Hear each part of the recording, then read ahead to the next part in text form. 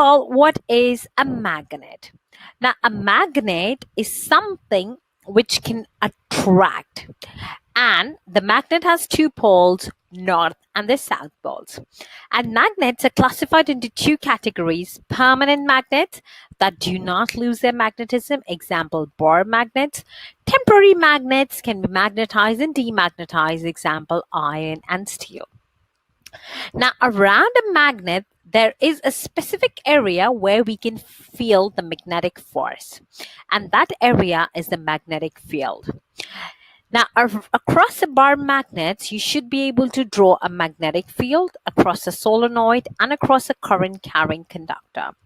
Now, if there's a bar magnet, it has two poles, north to south, and field line starts from the north and go towards south. So you'll be drawing the circles and making the arrows from north to south. For a current carrying conductor, you'll be applying the Fleming's right-hand thumb rule. Now, the thumb, if they point in the direction of the current, then the fingers will give you the direction of the magnetic field.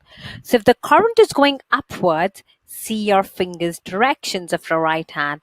It is going in an anti-clockwise. On the other hand, if the current is down, magnetic fields of line will be going clockwise. So field lines are according to the right-hand thumb rule. Thumb points in the direction of the current and the finger gives the magnetic fields of line. If the current is upwards, the magnetic field is anti-clockwise. If the current is downwards, the magnetic field line is clockwise. Now, for a solenoid, what is a solenoid? It's a coil of wire. Now, inside the solenoid, the field lines are straight and then it forms a loop outside. The solenoid also has a north pole and a south pole. The north pole is where the current is anti-clockwise and south pole is where current is clockwise. Now, you should be able to draw these magnetic fields of line in the exams. Now, next is, what is an electromagnet? Now, electromagnet is something like this. It is a solenoid, that is a coil of wire, which is wound around an iron core. Now, when you pass a current through the solenoid, then the iron core becomes magnetized. And you can use this magnetism of the inside core in the scrapyard crane, in the circuit breakers, in the electric bell, and in the relays.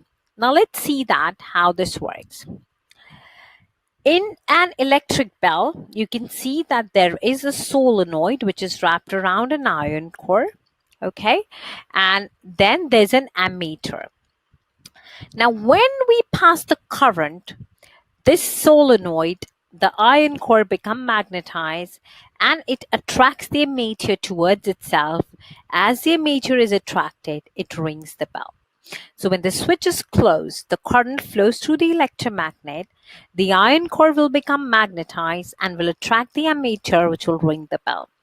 The same thing works in the scrapyard crane. It has an electromagnet which is magnetized and then it attracts the scrap. And when it is demagnetized, it leaves the scrap. In the circuit breakers, it is an electromagnet which is magnetized with a large flow of current and it attracts the switch towards itself, turning off the current. Now let's see how a relay works. A relay is a device where a small amount of current will move the current in the electromagnet and it will make this core magnetized.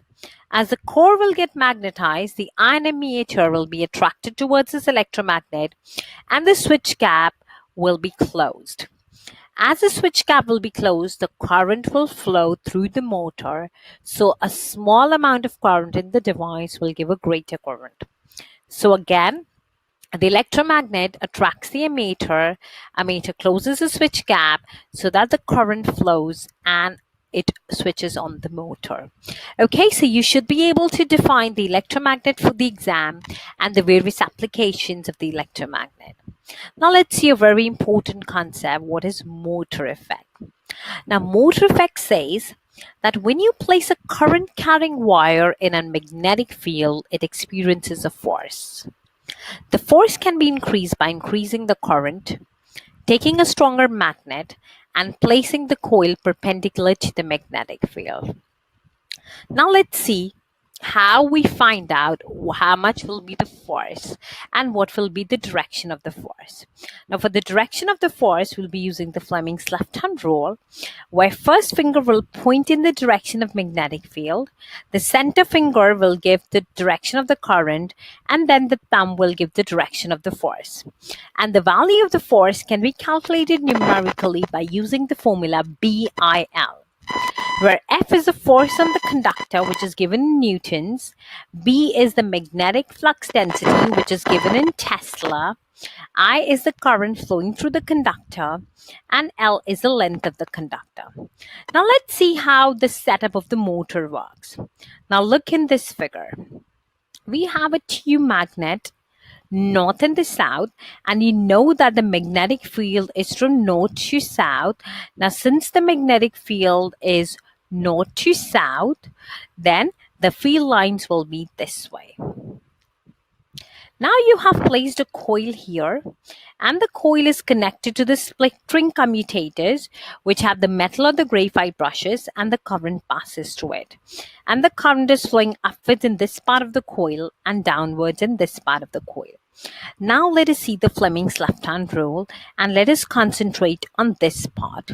If you see this part, my magnetic field of line is left to right. The current is moving upwards. So my center finger will go upwards. What I will see that the current is going downwards, that this force is going downwards.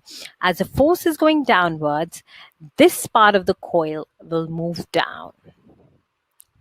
Let's see the Fleming's left-hand rule on the other part of the coil. On this part, my current, that is the center finger, is downwards. The magnetic field is left to right. So my thumb is pointing upwards. So this part is going upwards. As a result, my motor, the coil will flip from here to here and here to here. Now, as the coil flips, after the half a turn, the split ring commutator will reverse the current. So the part of the coil which was moving downwards now move upwards, and the one which was moving downwards now move upwards. And then this cycle repeats and the coil keeps on rotating. And this is what is a principle of an electric motor. So see Fleming left-hand rule. Use this first finger, center finger, and the thumb, and find the direction of the force. The other side will be on the opposite side. So there's a flipping. After half a turn, again to and fro, and the cycle continues. So what's the function of the split ring commutator? To reverse the current after each off cycle. Okay, so this is the principle of the motor effect. Make sure you are able to draw this, explain where the motor and the coil will rotate using the Fleming's left-hand rule. Now let us see what is a generator effect. Up till now we have seen if you have a current, you can generate a magnetic field. If you have the magnetic field and the current, you can take the force. Now what we will be doing, we will be using the magnet and producing the current. This is the generator effect. Generator effect says that when a magnet is moved inside and outside of the wire, it produces a current in the wire due to the electromagnetic induction. And how we can see that? We can take a coil of the magnet, a coil of wire, and move the magnet in and out. As the magnet will move in and out, it will cut the magnetic fields of line, and as it cuts the magnetic fields of line, we will see the deflection in the galvanometer. And if we reverse the direction of the magnet moving in and out, the deflection will be in the opposite one. So if the magnet is moved in the opposite direction, the deflection is in the opposite direction.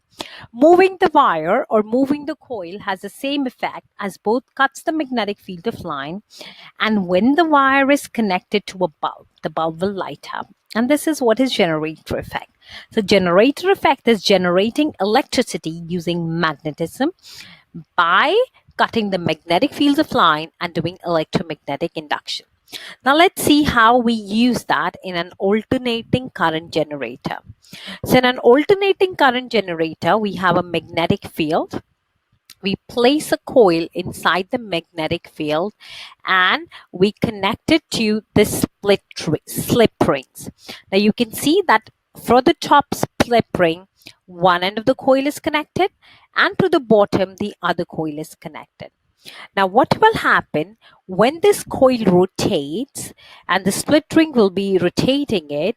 When this coil is rotating, it will cut the magnetic fields of line and it will be generating an alternating current. So we will see a graph like this. We will see a high voltage, then voltage coming to zero, then a high voltage in the opposite direction, and the voltage coming to zero. The voltage will be zero when the coil is perpendicular to the magnetic field. Okay, and when the coil is parallel to the magnetic field, we see the maximum voltage. So when the coil is parallel in the magnetic field, we see the maximum voltage, and when the coil is in the opposite direction but still parallel, we will see the maximum voltage in the reverse direction. So you should be able to draw this setup, know the function of each of the component, and should be able to explain this graph, why we are getting the peak and why we are getting a zero voltage. So in an alternating current generator, a coil is rotated in a magnetic field. The rotating coil cuts the magnetic fields of line and produces an electric current through electromagnetic induction. You have the slip rings that allow the coil to swing easily, and you have the brushes which allow current to flow from the split rings. And the voltage is zero as the coil is perpendicular to the direction of magnetic field, and the voltage is maximum as the coil is parallel to the direction of the magnetic field. Now let's see a dynamo. A dynamo is a direct current generator where you have the north and the south pole and the coil which is connected just to the split ring commutator, and you have a voltmeter. So a motor has a slip ring commutator instead of slip ring. So due to this commutator, the current is not reversed. So it gives a DC current just in one direction, and that's what is a dynamo. Now you can use this electromagnetic induction in the microphones and the loudspeakers. So you can see this setup of a loudspeaker. There's a permanent magnet and there's a paper cone which is a coil of wire which is like an electromagnet and an alternating current passed to it. So current is switched on and it generates a magnetic field which interacts with the permanent magnetic field and produces a force, and when the current reverses the direction of the force also reverses, so that can generate the sound waves. Okay, so now the last thing we need to do is what is a transformers. Now, transformers is a device which is used to increase or decrease the voltage at the potential difference. To increase the voltage, we have the step-up transformer, and to decrease the voltage, we have the step-down transformer. Now, what we have in a transformer, we have an iron core, and on this iron core, the coil is wound, and we have a primary coil and the secondary coil. The primary coil is connected to an alternating current. Remember, transformers works in the alternating current because the varying current will produce a different magnetic field. Now, understand the principle. This is very important. The primary coil is connected to an alternating current supply, which is an input voltage. Changing the electric current in the primary coil creates a magnetic field, and the changing magnetic field, when it cuts the secondary coil, it produces a voltage. And that's what our principle is, that we give an input voltage and we get the output voltage. We need more output voltage, that is the step-up transformer, we increase the coils of the secondary. If we need less, that means we need to do a step-down transformer, we will decrease the coils of the secondary. So you need to do the transformer calculation. Voltage in primary over voltage in secondary is equal to the number of turns of primary over number of turns of secondary. The power across primary is calculated by voltage across primary times current across primary, and power across secondary is calculated as voltage across secondary times current across secondary. And as per transformer efficiency, if it's 100% efficient, then the power in primary and secondary is same. So we equate the two. Now let's see what kind of a maths question can come according to using this formula. So if the number of turns in primary is 20, that is NP is 20, and input voltage is 230, that is VP is 230, what are the numbers of turns in secondary, that is NS, you need to calculate when the voltage in secondary is 460 volts. So we'll write this like this and use this expression. VP over VS is NP over NS. So NS would be NP times VS over VP. So that is 20 times 460 divided by 230. It means there are 40 turns in the secondary coil. Now, next question is, a transformer's input voltage is 230 volts and the current is 20 amps. What is the output voltage if the output current is 10 amps? So we'll use the transformer efficiency expression. VP is 230, IP is 20, VS we have to find, IS is 10 amps. So we'll do VP times IP is VS times IS. So we'll rearrange this equation. VP times IP is 230 times 20 divided by IS, which is 10, gives 460 volt as the output voltage. Okay, so there could be different questions asked. They can ask you to find the voltage across primary, secondary, or the number of turns, or the power. So make sure you remember these expressions and how to use them. Okay, so now what's a national grid? So in a national grid, we have a power station. Power station is connected to a step-up transformer. Now you need to remember why we use a step-up transformer for transmission, because increasing the voltage for transmission increases the voltage and decreases the current. Now current causes heating effect, and it can cause loss of energy. So high current causes heating and result in loss of energy. So by increasing the voltage and lowering the current, you can prevent the energy loss. So the transmission is efficient. And before the energy reaches the house, we use a step-down transformer to bring it down to 230 volts so that it is safe to use in the homes. So for transmission, we take a high voltage and a low current, but inside the home supply, we need the low voltage and the high current. So therefore, we have two types of transformers, and now we're doing the difference between them. Make sure you remember them. Step-up transformers is used to increase the voltage. Step-down transformers is used to decrease the voltage. Step-up transformer has more turns in secondary than primary. Step-down has more turns in primary than secondary. Now, in the step-up transformer, voltage in secondary is greater, so IS times NS is greater. And in the step-down, voltage in secondary is lower, so IS times NS is lower than the primary.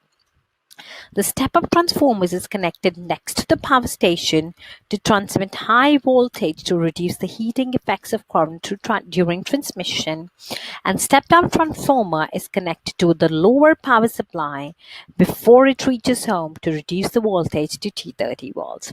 Okay, so I hope this concept is clear to you. Now you should be able to define these terms: magnet, magnetic fields of lines, induced magnetism, north pole, south pole, solenoids, electromagnets, relays, circuit breakers, electric bell, motor effect, Fleming's left-hand rule, magnetic flux densities, flickering commutator, electromagnetic induction, generator effect, alternator, dynamo, transformer, step-up transformer, step-up transformer, transformer efficiency, and national grid. Have a pause of this video, try these questions. If you still have any problem, do watch the video again. So now, as always, our next step, check the specification, make sure everything which is there in the specification is crystal clear to you. Do exam questions on this topic can be found on my website. The link is shared in the description box below. If you like this video, then do subscribe to the channel and do click the bell icon next to it so that you're notified as soon as I put a new video.